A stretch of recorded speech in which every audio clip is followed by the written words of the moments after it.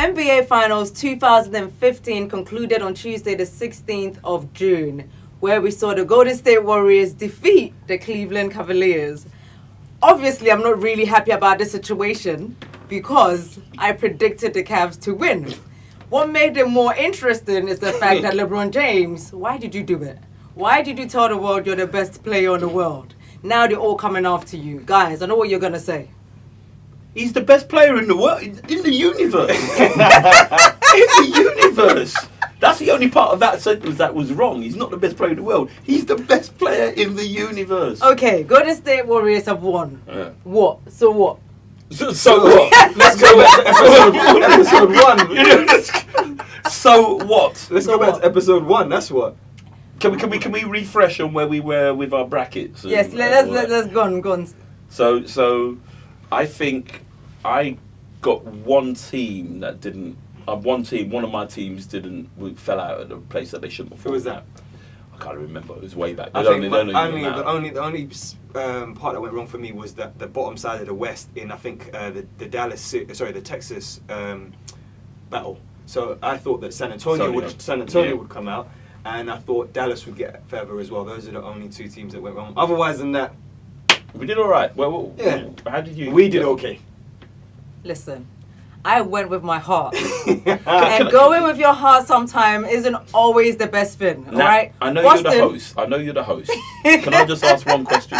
What? Why, other than blind obstinacy, did you stick with Cleveland? You know what? The fact is, I actually don't like LeBron. We know you know that. I don't like LeBron. We know that. But I do respect the man's hustle. And I like the fact that he's honest enough to say, I am good enough, I am the best player, and I'm going to take you to the championships. You know what? He did everything he said he was going to do. Apart from the fact that he didn't win. But I think that him not winning is not a big deal because next season, it makes him more interesting. For me.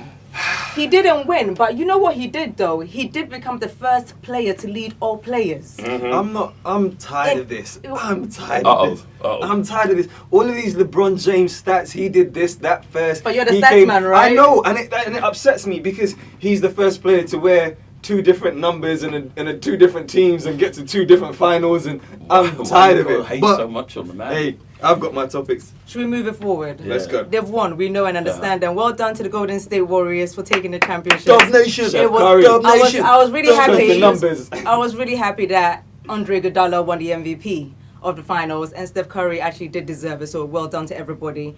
But guys, tell me, what made this final so special?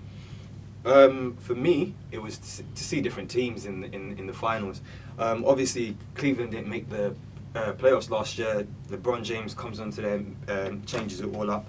But also, going into the finals, it was a new era. There was no Tim Duncan, no Kobe, no Dwayne Wade since 1998, and that is a very long time. So just to see new faces, a different type of basketball. I like the 3-ball game. For me, it was exciting.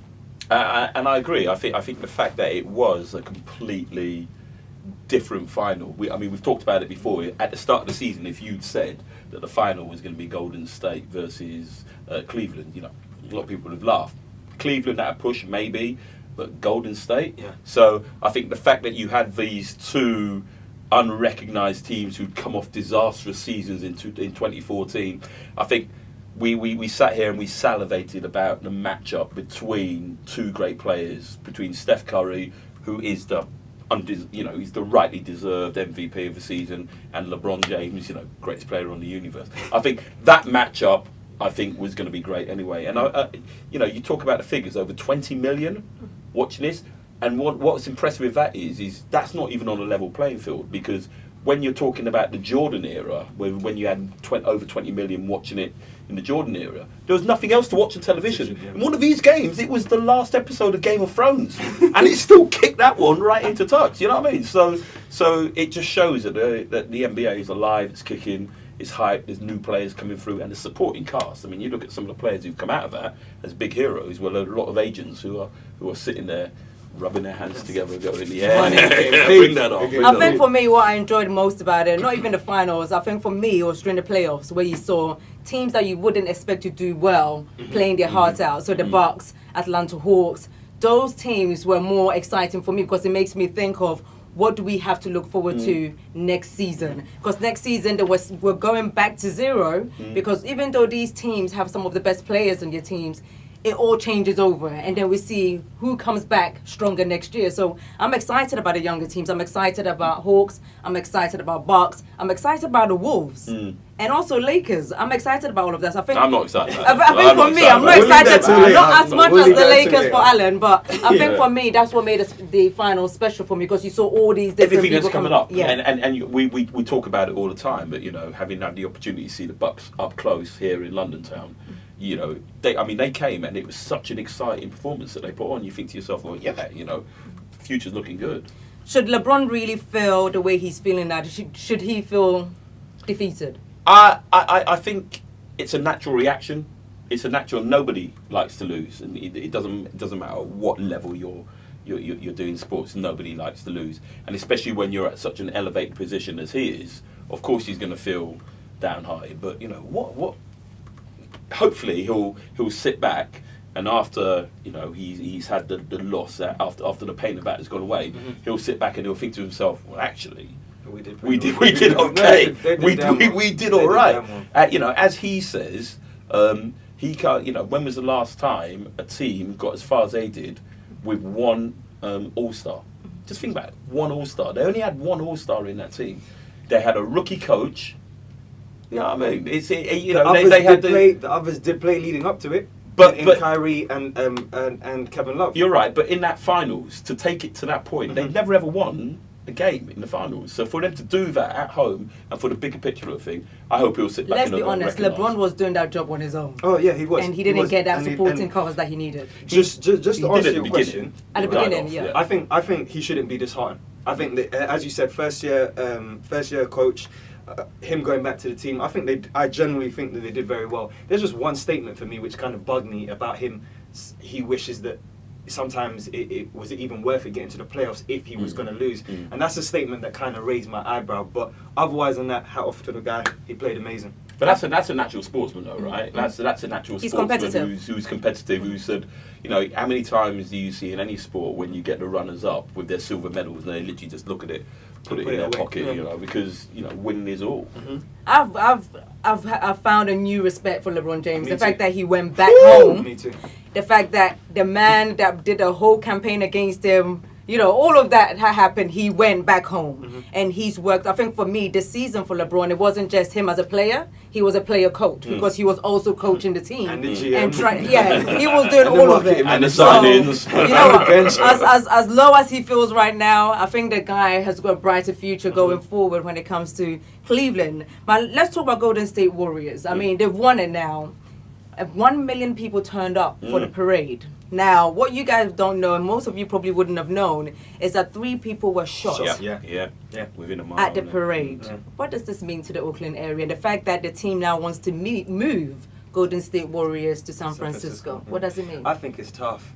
You saw loads of people celebrate, they were rejoicing. Unfortunately, NBA is a business. And they're moving there because it's a better opportunity for them, and apparently where they are looking to move is part of the city as well, so it's not unfortunately just about the city, it's also a business opportunity. However, there are loads of schools and individuals and kids that they have impacted, and they said just seeing that for that moment has raised aspirations for a lot of the local community. So it's almost like you got to enjoy it for the moment because it's not going to be there within the next year or two, so it's a bit happy on one hand and sad on the other, so it's a tough take. And I also think, that Bay Area, they're used to success in other sports. So if you're a basketball fan in the Bay Area, it's absolutely massive. It's absolutely huge because everyone just used to talk about the Giants and all the other stuff that the other teams that had the success there. So I think for basketball in the Bay Area, massive, absolutely huge. And you've got to remember, that's an area where there's a lot of technology companies, a lot of setups and everything like that. Hopefully, with the move, some of those people who used to go and watch the Warriors when they were getting their butts kicked left, right and centre and have now been priced out. Oh, all of a sudden, we've got a winning team.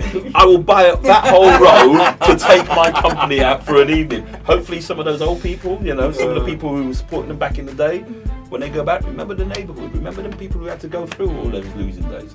Man, I hate people who jump on the bus. I saw an interview with Sweetie, the oldest supporter, 105 years and old. she's been supporting them for the longest time. So for me, I think for people like that, for them to move from the Oakland area to San Francisco, I feel for them because Oakland is not some nice, amazing area. It's a ghetto. It's a ghetto. So I understand the business aspect of it, but also let's look at the people that backed you from day one. Yeah.